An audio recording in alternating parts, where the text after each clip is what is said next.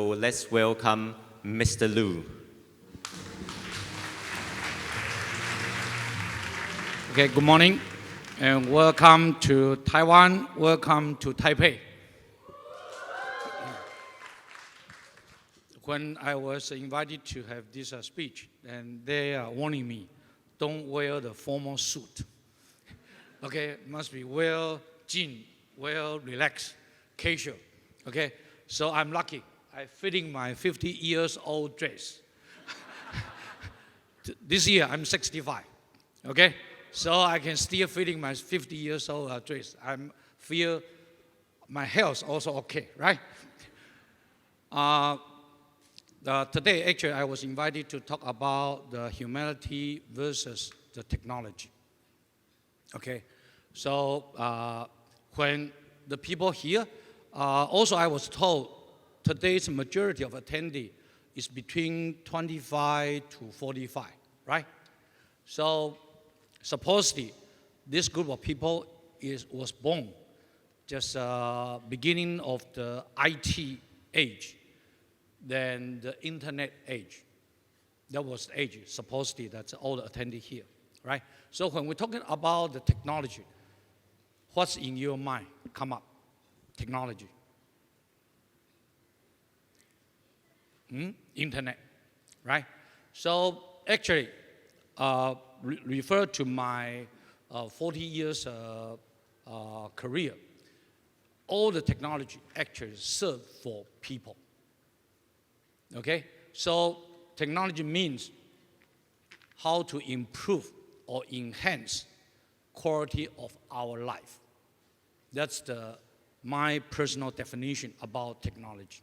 So later I will just share with you about the linkage between the technology and the humanity. Okay? So this is the first question come up, right?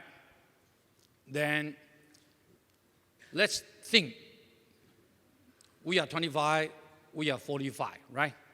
So you think about a little bit further from here, from now, from today. That's the thing about 10 years later or 20 years later. Who will work with you?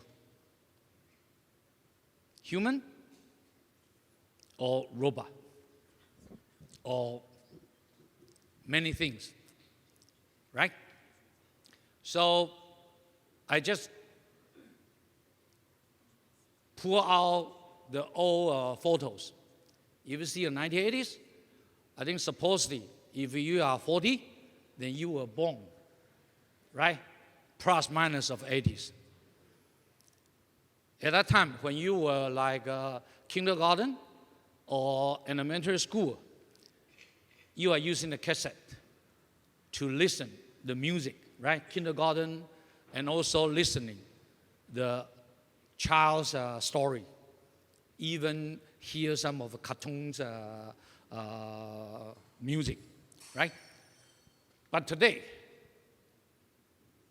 we are using smartphone, still listening the music, right? So content has no change. People still enjoy the music, but technology change, right? Today, without smartphone, how can we survive? It's difficult, right? But refer back to the 80s, we have no smartphone, but we still walk very excited. So just use my short 40 years career to explain my experience of the technology. Refer back to the 80s. That was the year, very exciting year. Why? 74, ARPA, TCP/IP was invented to let the people understand, okay? Before the 80s, if here I understand, still have some of audience has age like me. At that moment, there has like IBM, the mainframe, like a Burroughs, like digital.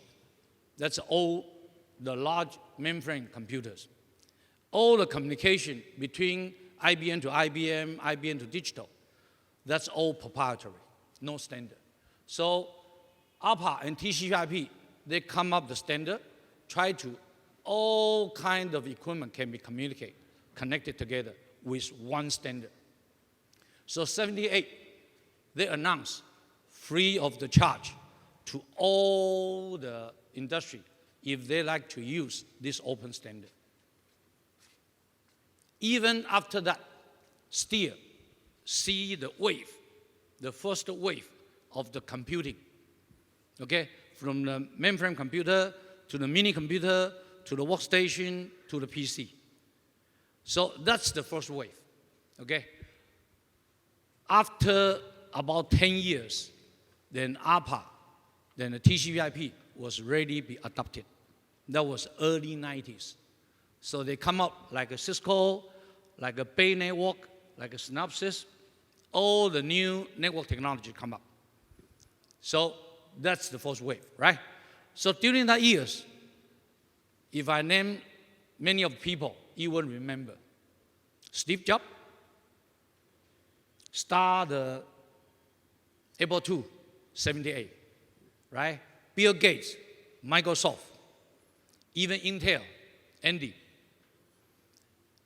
Just only these three? No, many, including Taiwan. We have so many companies, like Foxconn, like a Compal, like a Quanta, you name it, all step into this exciting period of time. Also, including many of the global talents, global young generations, like come up the workstation by Sun Micro, by Apollo. So most of this name, probably you already, hey, what you are talking about, the old history, right? But that was the past, the first wave. They already gone. No more this company survive today. Majority of this company is already done. So when you see the next wave, that's the internet wave is coming up. So that will be come to 98. So 94 was the year the first internet company come up. That's called Yahoo. Right later, today, most of you are familiar with like a TED, the community. Just only 10 years, right? That's 2009. But how about before year 2000, millennial years? So between that, many internet companies come up, right?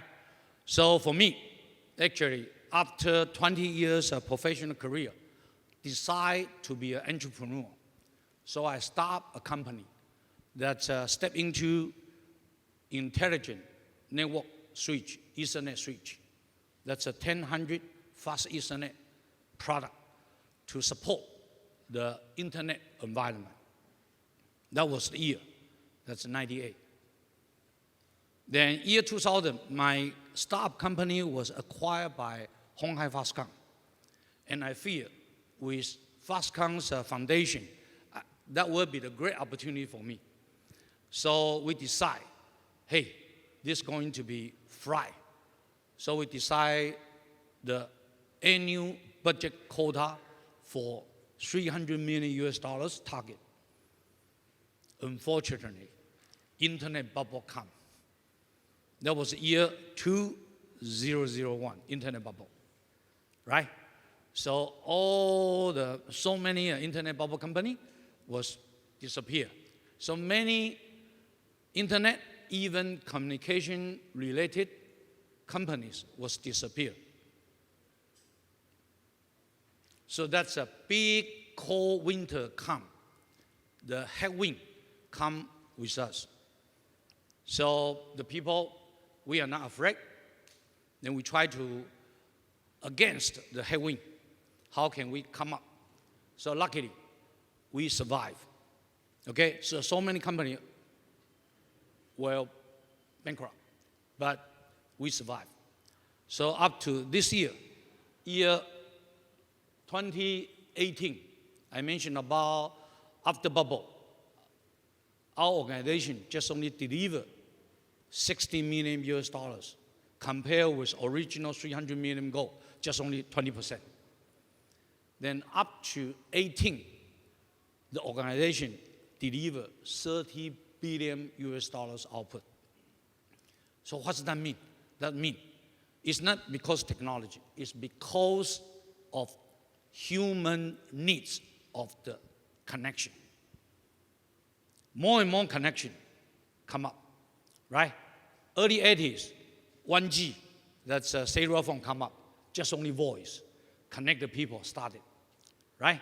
So the 1G, 2G, 3G, 4G now is come to 5G. Everybody can name it 5G. What 5G means? 5G compared with 1G, the same. The purpose of the network is connect people, connect everything. That's the purpose, right? Still, back to all the technology, the main purpose is improve our quality of life. So no change of the needs, right? Change of the technology. That's my experience, 40 years experience. Okay? So come to the first conclusion. Connect the people, right? Connect the things. In the past, the most important will be connect the people. Help to connect the people through technology. So technology as an enabler to help the people connect together. Then looking forward, understand it's not just only people. More and more things are going to be connected. That's the Internet of Things. So machine talk to machine. Human talk to the machine, right? Human talk to the human. So the technology, the purpose will be helping connect people and connect things continuously. Will not stop. Because our needs for connect actually is more and more demanding. It's coming from us. Right? Before, when we're talking about the communication, just only transmit like a 50K bit per second. Right? Then expect to be 1 meg, 10 meg, 100 meg. And today, 5G expect to be 1 gig transmission. Right? So all the connection, the network connection technology, even the computing power is helping to improve humans' productivity, improve humans' efficiency. So that's our work. Our entertainment is changing. So just only behavior change, working environment change. The need still there. So this is the first one. All the technology just enable it to help connect everything. The next will be take the other example. The same technology applied in manufacturing environment. Refer back to 78. All the factory. Oh, sorry that I forgot to mention. Today, I will just only talk about the electronic high-tech. Understand, the world is not just only electronic industry, okay? Including agriculture, the medical, even the lawyer, even the accounting, even the professor, academic, many things. But today, I just take the electronic high-tech related as an example to demonstrate about the link between humanity and also the technology, okay? So the technology I mentioned pretty much is related to electronic. So see, even back to that days, majority of work is manual work. Then Industrial 3.0, automation, more and more. During the past 40 years, actually many things are automatic. The reason people expect to have more creativity work, right? It's not just only very disciplined. Stand there, sit there, follow the SOP, the process, to perform the work. So less people waiting to go to the production factory. Let me check with the people here. How many is waiting to go to manufacturing production floor?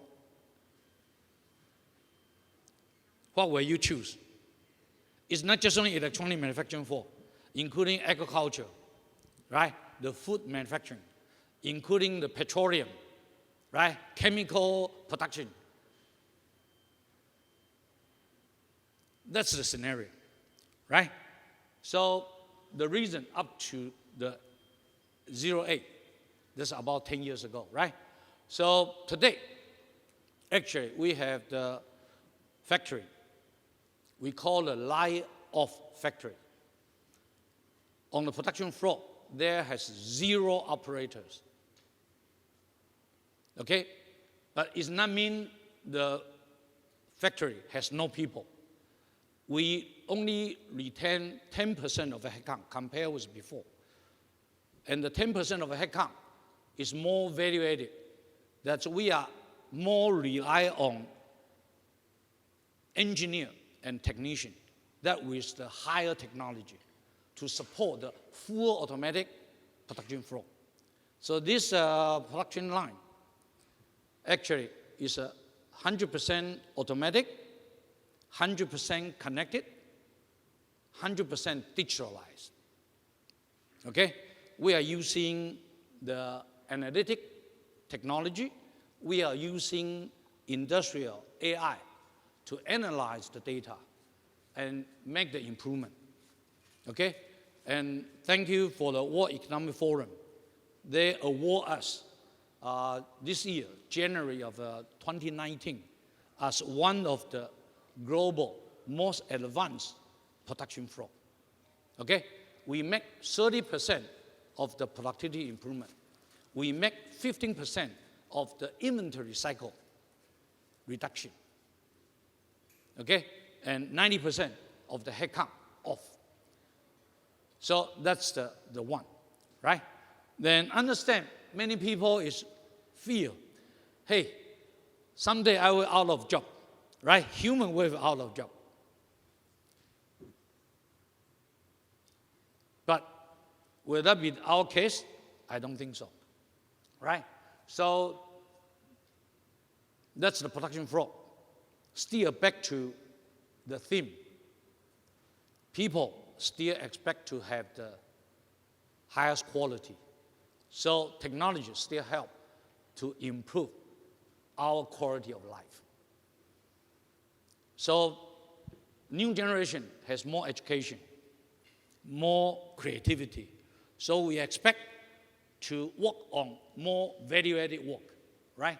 So repetitive work, even very high discipline, SOP-oriented work, just let the robot to do it.